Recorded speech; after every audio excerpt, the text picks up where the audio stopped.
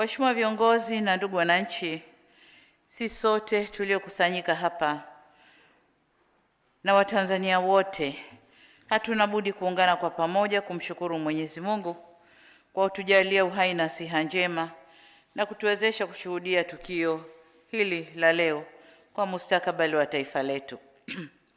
Ni tukio muhimu kwa kuwa sote tulilisubiri ili tuelewe uhalisia wa matukio ya Oktoba 25 na mwelekeo wetu kama taifa.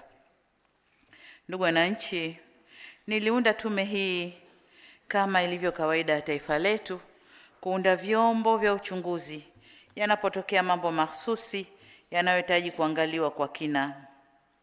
Hii ni tume ya 6 au ya 7 katika historia ya nchi yetu.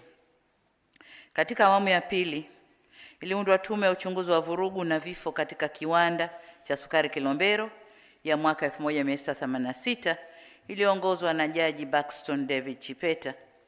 Awamu ya 3 tume ya uchunguzi wa kifo cha Luteni Jenerali Imran Kombe ya mwaka 1996 iliyoongozwa na Jaji Barnabas Samata. Tume ya uchunguzi wa tafrani baada ya uchaguzi kisiwani Pemba mwaka 2001 iliyoongozwa na Jaji Brigedia Jenerali Hashim Mbita, na baadaye mimi mwenyewe nikawa mjumbe kwenye kamati ya reconciliation ya tukio lile. Awamu ya 4 tume ya uchunguzi wa mauaji wa wafanyabiashara wa madini yaliyofanywa na polisi wa mwaka 2006 iliyoongozwa na Jaji Kipenka Musa. Tume ya uchunguzi ya uvunjifu wa haki za binadamu na vifo wakati wa operesheni ya wafugaji kutoka bonde la Ihefu na changamoto zake ya mwaka 2007 iliongozwa na Jaji Othman Chande, huyu tuliyemtumia tume hizi. Tume zote hizi matokeo yake hayakuwa bayana. Lakini awamu ya 6 kama mnavyojua, tuliunda tume ya kuangalia mfumo wa haki za jinai na haki za wananchi, mwenendo kesi za jinai na haki za wananchi. Lakini pia tume hii ambayo imechunguza matukio ya vurugu kabla na baada ya uchaguzi mkuu uliofanyika tarehe 29 Oktoba 2025 ya Jaji Othman Chande, na tume hii tulitangaza bayana na leo imetupa matokeo ya uchunguzi bayana. Ndugu zangu, kwa muktadha huo nitumie fursa hii kukupongeza sana Jaji Mkuu mstaafu Mheshimiwa Mohamed Chande Othman, makamishna pamoja na sekretariat ya tume kwa kazi kubwa mlioifanya kwa juhudi, weledi na uzalendo mkubwa. Mmefanya kazi katika mazingira magumu, mmeweza kuvivuka vihunzi vyote na kudhihirisha uwezo wa nchi yetu kushughulikia changamoto zake wenyewe. Tena kwa kutumia methodolojia na viwango vya kimataifa. Aidha, naungana na mwenyekiti wa tume katika kuwashukuru sana wananchi waathirika wa matukio ya Oktoba 2025 sambamba na wakilishi wa makundi maalum na asasi za kiraia, viongozi wa serikali waliopo kazini na wastaafu, na viongozi wa vyama vya siasa waliojitokeza mbele ya tume. Ushirikiano wenu kwa tume umedhihirisha utayari wenu kushiriki safari hii ya kutibu majeraha yaliyotusibu au yaliyolisibu taifa letu. Vile vile, naishukuru jumuiya ya kimataifa na nchi marafiki kwa kuonesha kusikitishwa na changamoto hii kubwa katika historia ya Jamhuri ya Muungano wa Tanzania. Katibu Mkuu wa Umoja wa Mataifa alimtuma mjumbe maalum Mheshimiwa Balozi Parfait Onanga Anyanga. Katibu Mkuu wa Jumuiya ya Madola alimtuma mjumbe maalum Rais mstaafu wa Malawi Mheshimiwa Dr. Lazarus Makathi Chakwera, na vile vile Umoja wa Viongozi Wanawake wa Afrika AULAN ukiongozwa na mwenyekiti wake Rais mstaafu wa Jamhuri ya Liberia Mheshimiwa Ellen Sirleaf walikuja nchini kufuatilia yaliyotokea. Wote hao tumefanya nao mazungumzo na mashauriano yenye kulinda na kujenga hadhi ya nchi yetu. Wote wametuhakikishia utayari wao wa kushirikiana nasi katika hatua yoyote ambao tutaona tunahitaji msaada na ushirikiano zaidi. Na washukuru pia wadau wote waliokubali kukutana na wajumbe hao maalum, wakiwemo viongozi wa vyama vya siasa. Kwa upande mwingine, wapo waliotumia matokeo ya Oktoba 2025 kutusimanga na kutunyoshea vidole. Hatukushangaa sana kwa sababu mitazamo ya wanadamu haifanani, na kulikuwa na upotoshaji mkubwa wa habari za tukio hilo uliofanywa na vyombo vya habari, hususan vya nje ya nchi na vya kimataifa. Kwa desturi ya waungwana, linapotokea jambo la hasara na kuumiza mioyo, matarajio ni kufarijiwa badala ya kuzodolewa. Kwa vyovyote vile, walioumizwa na tukio lile ni sisi wa Tanzania. Ni sisi tuliopoteza watoto wetu. Ni sisi tuliopoteza ndugu zetu, jamaa na marafiki zetu. Kwa hali yoyote ile, walioathirika ni Watanzania kwa ujumla wetu. Haiwezekani mtu mwingine asiye Mtanzania awe na uchungu zaidi kuliko sisi Watanzania. Haiwezekani. Lau kungekuwa na uwezekano, tunatamani siku zirudi nyuma. Yaliyotokea Oktoba 2025 yawe hayakutokea, na historia ijiandike upya ili tuweze kufuta doa tuliloingia. Hata baba wa taifa hayati Mwalimu Julius Kambarage Nyerere amewahi kusema katika moja ya hotuba zake kuwa wakati tunapata uhuru, tulichoachiwa na wakoloni halikuwa taifa, bali mkusanyiko wa makabila. Lakini kwa dhamira na utashi wa waasisi wetu, waliamua kujenga taifa moja imara lisiloendeshwa kwa misingi ya kidini, kikabila au hadhi ya mtu, na ambapo lugha yetu adhimu ya Kiswahili inatumika kama nyenzo ya kutuunganisha pamoja na kudumisha na kuimarisha utaifa wetu. Mwaka 1991 pale Mwalimu Nyerere alipojitokeza mbele ya Watanzania kujenga hoja ya taifa kuingia kwenye mfumo wa vyama vingi vya siasa, lengo lake lilikuwa kuweka mazingira ya kupambanisha fikra na si kuleta vurugu. Pamoja na hayo, kipekee kabisa narudia kuwashukuru sana wananchi kwa kutoendeleza vitendo vya uvunjifu wa amani licha ya hamasa zilizokuwa zinafanywa, hususan kupitia mitandao ya kijamii. Nawashukuru tena kwa utulivu wenu na imani yenu kwa serikali wakati tukisubiri taarifa hii ya tume. Asanteni sana Watanzania. Ndugu zangu wa Tanzania, Jamhuri ya Muungano wa Tanzania haikutokea kwa bahati, bali ilijengwa na waasisi wetu kwa maono na matendo yao. Na kama ilijengwa, ni wazi ipo misingi iliyoifanya nchi hii yenye zaidi ya makabila 126 kusimama kama taifa moja lenye mshikamano. Hata baba wa taifa hayati Mwalimu Julius Kambarage Nyerere amewahi kusema katika moja ya hotuba zake kuwa wakati tunapata uhuru, kama nilivyorudia, tulioachiwa ilikuwa ni mkusanyiko tu wa makabila, lakini kwa dhamira na utashi wa waasisi wetu waliamua kujenga taifa moja imara, kama nilivyosema, lisiloendeshwa kwa misingi ile ya kidini na kikabila.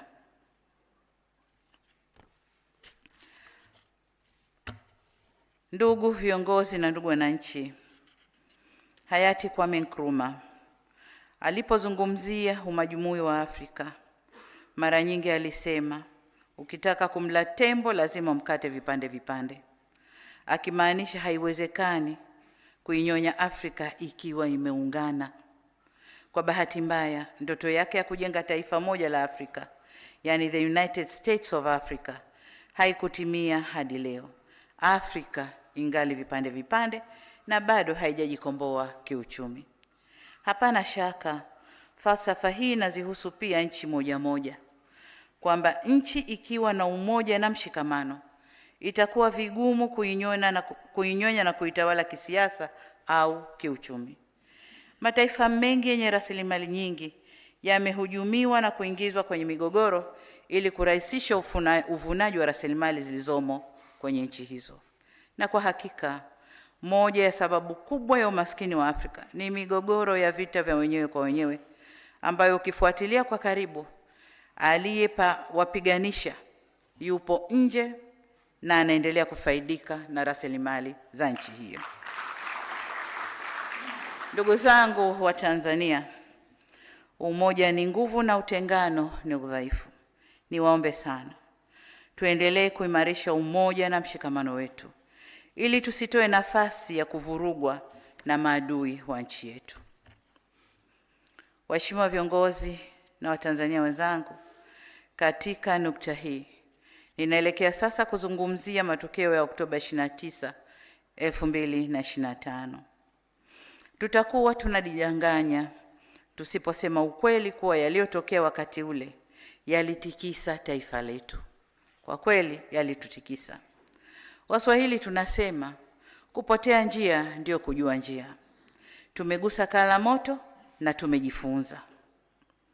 Tume imetueleza kwamba uchunguzi umebaini kuwa ghasia zilizotokea zilipangwa, ziliratibiwa, zilifadhiliwa na kutekelezwa na watu wenye mafunzo na vitendea kazi vya kufanyia uhalifu na uharibifu.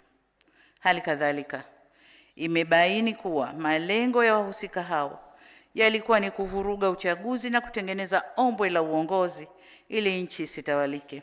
Na ndio maana ghasia zilianza siku ya uchaguzi. Ili kutimiza azma hiyo, tumeelezwa kuwa wahusika walilenga miundombinu muhimu na kuvuruga mfumo wa huduma za jamii ili kuathiri uchumi na kuidhoofisha serikali.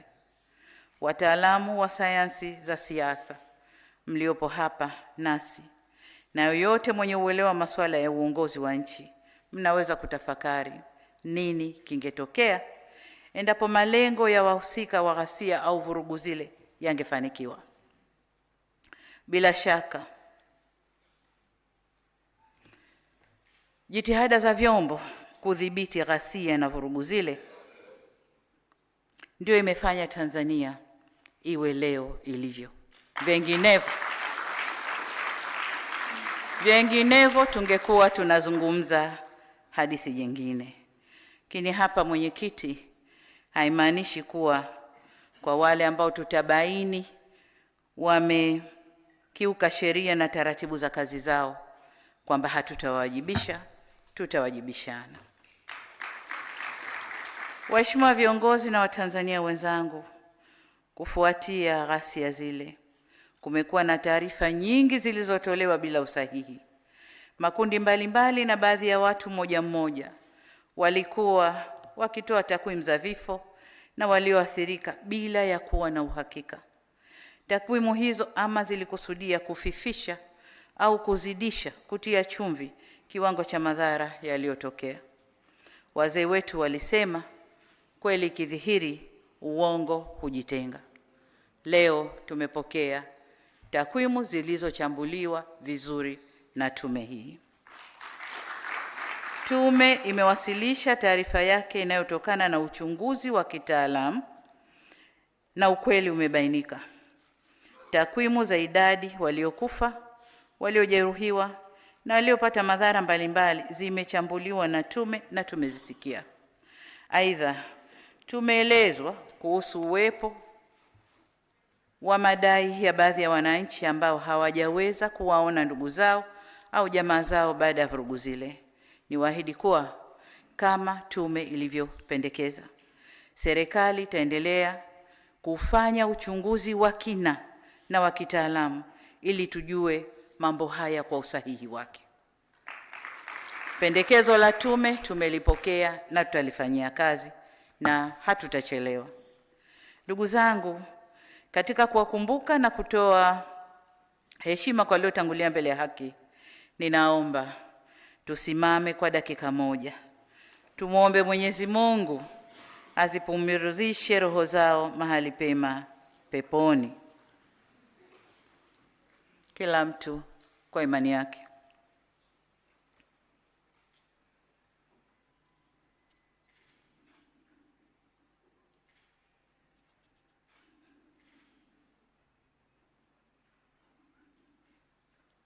Amen. Kwa masikitiko makubwa, nitoe tena pole kwa wazazi wenzangu waliopoteza vijana wao na kwa Tanzania wote tuliopoteza ndugu na jamaa zetu. Katika hatua nyingine, ninawashukuru Wizara ya Afya na wadau wengine wa afya zikiwemo hospitali za umma na hospitali binafsi kwa kufanya kazi usiku na mchana, tena katika mazingira magumu ili kuokoa maisha ya waliojeruhiwa. Ndugu wananchi, tangu uhuru na hata baada ya muungano, Jamhuri ya Muungano wa Tanzania iliamua kufuata mfumo wa kidemokrasia. Kwa nyakati tofauti tumekuwa na demokrasia ya chama kimoja au vyama vingi vya siasa. Kuanzia mwaka 1992 tumeamua kufuata siasa za demokrasia ya vyama vingi. Katika mfumo huu tunaendelea kujifunza na kukua katika mwelekeo huo. Nakumbuka Mwalimu Nyerere katika hotuba yake ya Juni 1991 akiwa jijini Rio de Janeiro kule Brazil alisema, na hapa nanukuu, kwamba demokrasia sio chupa ya Coca-Cola ambao unaweza kuiagiza. Demokrasia inapaswa kuendelezwa kulingana na nchi yenyewe. Hii ndiyo imani yetu. Mwisho wa kunukuu. Kwa maneno mengine, demokrasia haina budi kujengwa kwa kuzingatia mazingira ya nchi na muhimu zaidi, mila na tamaduni za nchi husika. Sasa nasi kama nchi tuachwe tujenge demokrasia yetu kwa misingi yetu, mila na desturi zetu. Ndugu zangu, mliponikabidhi dhamana ya kuongoza nchi hii, nilibaini kuwepo kwa changamoto katika mfumo wa demokrasia na siasa za vyama vingi hapa nchini. Kulikuwa na malalamiko mengi kutoka kwa wadau wa siasa na wadau wengine kuhusu kunyimwa kwa uhuru wa kisiasa, uhuru wa kujieleza na changamoto katika mifumo ya uchaguzi. Kupitia falsafa ya R4, yani maridhiano, ustahimilivu, mabadiliko na kujenga upya, R4 kwa Kiingereza, nilichukua hatua kadhaa ikiwemo kuundwa kwa kikosi kazi cha kushughulikia masuala ya kidemokrasia ya vyama vingi vya siasa nchini, kufanya majadiliano na wadau wa siasa yaliyosababisha kufanyika kwa marekebisho ya sheria kadhaa zinazohusu chaguzi zetu, lakini pia zinazohusu vyama vyetu vya siasa na msajili wa vyama hivyo. Hatua nyingine zilizochukuliwa ni pamoja na kuruhusu na kupanua wigo wa kufanya shughuli za siasa na kukuza uhuru wa vyombo vya habari. Pamoja na hayo, bado kuna mambo kadhaa ya kufanyiwa kazi katika mawanda ya siasa, ikiwemo suala la mabadiliko ya katiba. Kama mnavyofahamu na kama nilivyoahidi, tumepanga kukamilisha mchakato huu katika kipindi hiki cha pili cha awamu ya 6, na ni suala la kipaumbele kwenye ilani ya uchaguzi ya Chama cha Mapinduzi. Kwa upande mwingine, tume imebaini kuwepo kwa malalamiko yanayohusu uwajibikaji wa baadhi ya viongozi na watumishi wa umma katika kushughulikia changamoto na kuwahudumia wananchi. Aidha, zipo tuhuma zinazohusu maadili ya viongozi, kiwemo rushwa, ubadhirifu na matumizi mabaya ya rasilimali za umma. Swala la ajira kwa vijana, kutokuwa na mazingira rafiki ya biashara na uwezeshaji wa wananchi kiuchumi nayo yameibuliwa. Ripoti pia imegusia kazi ya udhibiti wa vurugu na urudishaji wa hali ya usalama nchini iliyofanywa na vyombo vya ulinzi na usalama. Vile vile zimebainishwa changamoto zilizojitokeza na kupendekezwa hatua za kuchukuliwa ili kuongeza ubora wa kazi za ulinzi wa nchi na usalama wa raia wetu. Waheshimiwa viongozi na ndugu wananchi, kwa hakika katika safari yoyote ya maendeleo, changamoto haziepukiki na hatuna budi kuzikabili kwa nguvu ya pamoja. Kimsingi, dhana halisi ya maendeleo ni kuzikabili na kuzitatua changamoto ili tuweze kusonga mbele. Hili ni jukumu letu sote, upande wa serikali, sekta binafsi na wananchi wote kwa ujumla wetu. Si jambo la busara hata kidogo kuzigeuza changamoto hizi kuwa ni sababu ya kufanya vurugu na uharibifu na uhalifu. Changamoto kama hizi na zaidi ya hizi zipo kwenye nchi nyingi duniani, hata nchi zilizoendelea.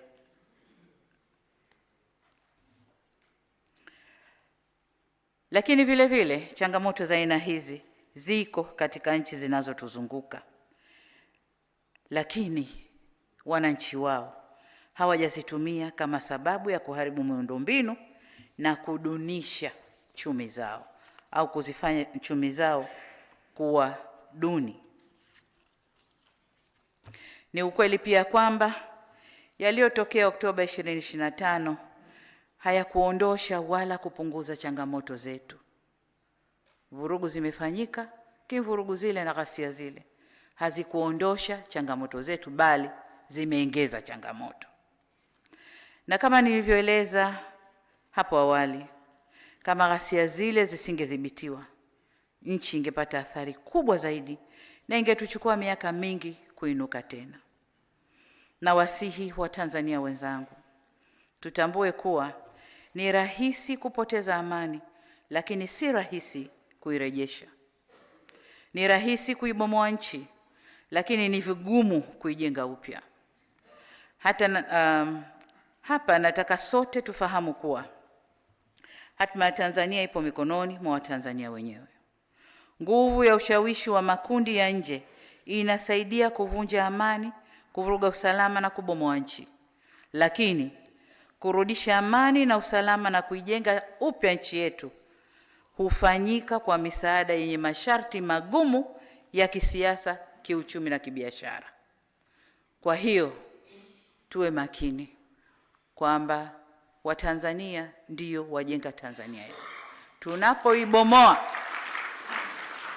Tunapoibomoa hatuna mjomba wa kutusaidia. Tutapata mikopo yenye masharti ya kiuchumi na kisiasa ili tuweze kujenga upya. Lakini wakati wa kubomoa tunaweza tukapata msaada kirahisi kabisa. Hivyo basi, mambo haya magumu na hatari tuliyoyapitia yatupe funzo ili tuendelee kwenye mwelekeo sahihi. Ipo nukuu maarufu ya hayati Nelson Mandela inayosema, "It is in the character of growth that we should learn from both pleasant and unpleasant experiences." Ikimaanisha ili tuweze kukua hatuna budi kujifunza tokana na matukio yanayofurahisha na yasiyofurahisha pia. Nasi tumejifunza kutokana na mapito haya magumu, na tushirikiane ili tuweze kuimarika zaidi. Waheshimiwa viongozi na ndugu wananchi, tumesikia masuala yaliyobainishwa na tume pamoja na mapendekezo kwa muhtasari, lakini mmeshuhudia ripoti niliyokabidhiwa na mavitabu yale yaliyoko pale. Hii ni ripoti ya rais. Aliyeunda tume ni rais, na ripoti yote hii ni ya rais. Kwa hiyo wasitokee watu wengine wakadai ownership ya ripoti hii. Ni ripoti ya rais. Nilisema tume za huko nyuma zilikuwa zinabanwa kimya kimya. Mimi nimeamua tuambizane, lakini ripoti ni mali ya rais. Tumepokea, nataka niwahakikishie tume kwamba tumepokea mapendekezo yote yaliyowasilishwa na tutakayoyasoma kwenye makabrasha yale, na tutaanza kuyafanyia kazi mara moja. Katika hatua hii nitoe wito kwa Watanzania wenzangu, tuungane kwa pamoja kulirejesha taifa letu kwenye misingi yake. Na katika kuakisi mapendekezo ya taarifa ya tume, serikali itachukua hatua za haraka zifuatazo. Kwanza, katika muda mfupi ujao itaundwa tume ya maridhiano, lakini kwanza tutakwenda mapendekezo ya tume kufanya upelelezi wa kina wa yale ambayo tume wameyabainisha. Lakini katika muda mfupi ujao tutaunda tume ya maridhiano ikijumuisha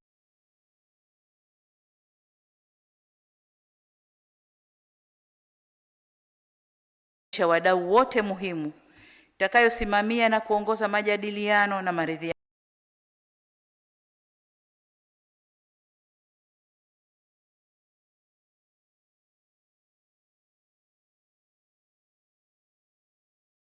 ili kuziba mianya na migawanyiko iliyopo na kurejesha umoja na mshikamano wa kitaifa. Naomba nikumbushe kuwa nia ya kuwa na tume ya maridhiano ilikuwepo hata kabla matukio ya Oktoba 25, na ni moja ya ahadi zangu nilizoziahidi kutekeleza ndani ya siku 100 za kwanza. Hata hivyo, kwa bahati mbaya, ghasia zilizotokea Oktoba 25 zimechelewesha utekelezaji wa ahadi hiyo, kwa kuwa hata hadidu za rejea za tume ile ambazo nilitayarisha sasa zitapaswa kubadilika kuendana na mazingira yaliyopo sasa. La pili tutakalofanya ni baada ya tume ya maridhiano kuwasilisha ripoti yake, maoni na mapendekezo yatakayowasilishwa ndio yatakayoelekeza au yatakayoelekezwa kwenye mchakato wa kurekebisha katiba ya nchi. Tatu, kwa kuwa ripoti imebainisha kuwepo kwa viashiria vya jinai kuhusu matokeo yale, tutaunda kama nilivyosema chombo maalum cha upelelezi kwa maana criminal investigation kwa ajili ya kufanya kazi iliyopendekezwa na tume. Ripoti ile au chombo kile kitaangalia masuala yaliyobainishwa na kubaini waliohusika katika kupanga, kuratibu na kufadhili matukio ya ghasia au vurugu. Lakini vile vile watajielekeza kubaini wahusika wa matukio ya uhalifu, kwa sababu kuna vurugu, kuna na uhalifu. Kuna wale wote ambao walikuwa wanavunja maduka, kuvamia na kuiba, tajielekeza huko. Kwa bahati nzuri picha zipo zitatuongoza kwenye mambo hayo. Lakini pia tume au chombo kitakachoundwa kitaangalia kwa undani vifo vya watoto na kushughulikia swala la madai ya miili ambayo haijapatikana. Tume hii itajielekeza huko pia. Tume itajielekeza pia kwenye masuala ya wanaodaiwa kutekwa na ambao taarifa zao hazijapatikana. Vile vile walioathirika nje ya eneo la vurugu. Tume itaangalia maeneo yote haya, au hicho chombo kitaangalia maeneo yote haya. Jambo la 4 tutakalofanya ni serikali itaweka utaratibu wa kugharamia matibabu ya majeruhi wa ghasia ambao bado wanahitaji matibabu. Vile vile itagharamia vifaa saidizi na viungo bandia kwa waliopata ulemavu wa kudumu ili waweze kuyamudu mazingira yao ya kila siku. Natambua na kama ilivyosemwa hapa kwamba wapo wafanyabiashara ndogo ndogo ambao kwa uwezo wao hawawezi kwenye kuingia bima kubwa za kuweza kuwalipa. Basi nao tutaangalia hasara walioipata na kuangalia faraja tutakayoweza kuwafariji. Jambo la 5, navielekeza vyombo vya ulinzi na usalama kuendelea kutekeleza majukumu yake ili kuhakikisha nchi inaendelea kuwa salama. Jambo la 6, ghasia zile za Oktoba 25 zimegharimu maisha ya Watanzania wenzetu, raia na askari. Vifo hivyo vimetuumiza sana. Tuelekeze mioyo yetu kwa Mola wetu. Tuendelee kuombea ndugu zetu waliotangulia mbele za haki. Aidha, tuliombee taifa letu ili Mwenyezi Mungu aendelee kuliponya na kuliimarisha. Tusimame na maneno ya Mwenyezi Mungu katika kitabu cha 2 cha Mambo ya Nyakati sura ya 7 mstari wa 14 ambayo yanasema, ikiwa watu wangu walioitwa kwa jina langu watajinyenyekesha na kuniomba na kunitafuta uso na kuziacha njia zao mbaya, basi nitasikia toka mbinguni na kuwasamehe dhambi zao na kuiponya nchi yao. Tusimamie hapa. Vile vile maneno ya Mwenyezi Mungu katika Qur'an tukufu sura Al-Araf aya ya 7 mstari wa 13 yanasema, Mola wetu, tumejidhulumu nafsi zetu, na usipotusamehe na kuturehemu, hakika tutakuwa miongoni mwa waliopata hasara. Sasa tusiwe, hasara ilishatokea, tusiendelee kuwa miongoni mwa waliopata hasara. Naomba sana tusimamie maneno ya vitabu vyetu vitukufu.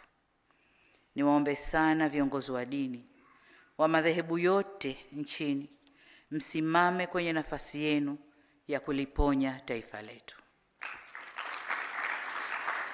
Waheshimiwa viongozi na Watanzania wenzangu, wakati nikielekea kuhitimisha, nataka nikiri kwamba mimi binafsi sikutarajia kadhia hii ingetokea kwenye nchi yetu kipindi hiki ni kuwa kiongozi mkuu wa nchi. Jambo hili limenitwisha mzigo mzito mabegani kwangu. Lakini nataka niwahakikishie kwa kadri Mwenyezi Mungu atakavyoniongoza na atakavyonijalia, nitaubeba mzigo huu kwa ujasiri, kujiamini na tahadhari kubwa.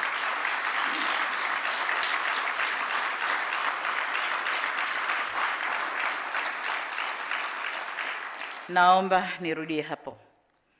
Kadri Mwenyezi Mungu atakavyoniongoza na kunijalia, nitaubeba mzigo huo kwa ujasiri, kujiamini na tahadhari kubwa.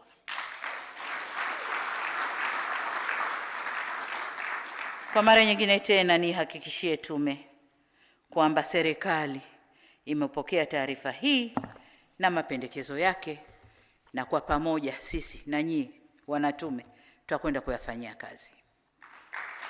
Mapendekezo mlioyatoa ni dawa ya kuliponya taifa letu, na kwa ladha yoyote iliyo dawa hiyo, lazima dawa inywewe ili tupoe. Mapendekezo hayo tafanyia kazi ipasavyo, tafanya marekebisho ya mambo yaliyobainishwa kuwa na dosari, taimarisha pale penye udhaifu, bila kuacha kuwajibika pale penye ulazima wa kuwajibishana. Katika hili, serikali inahitaji msaada wenu, ndugu zangu wa Tanzania. Tuweke juhudi za pamoja kwa werevu na ujasiri na kusema never again, yasijirudie. Ndugu wananchi, wakati nafuatilia wasilishaji wa ripoti hii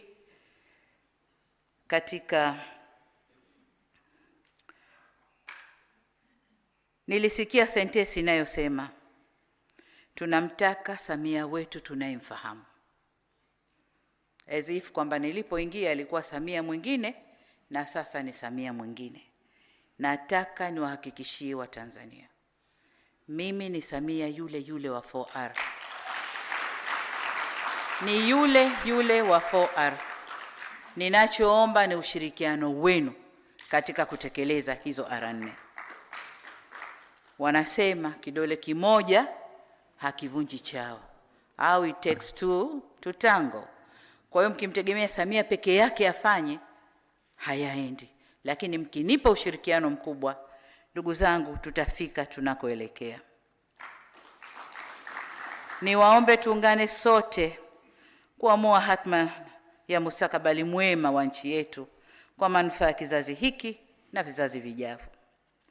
Ninawasihi wa Tanzania, tusikubali kurubuniwa kuharibu nchi yetu. Tusikubali kuchochewa, iwe na wanasiasa, wanaharakati, wahalifu au watu wenye chuki na wenye maslahi binafsi, kwa njia yoyote ile, kuvuruga tunu ya amani yetu. Tusimame imara na kwa umoja tulijenge taifa la Jamhuri ya Muungano wa Tanzania. Tanzania ndipo kwetu. Hatuna pengine katu, hatuna pengine. Kwa tukijenga nchi yetu tutakaa kwa raha. Tukivuruga nchi yetu taendelea kukaa jinsi tunavyokwenda. Tutakuwa na matatizo yasiyoisha. Baada ya kusema hayo, niwatakie nyote neema na baraka za Mwenyezi Mungu.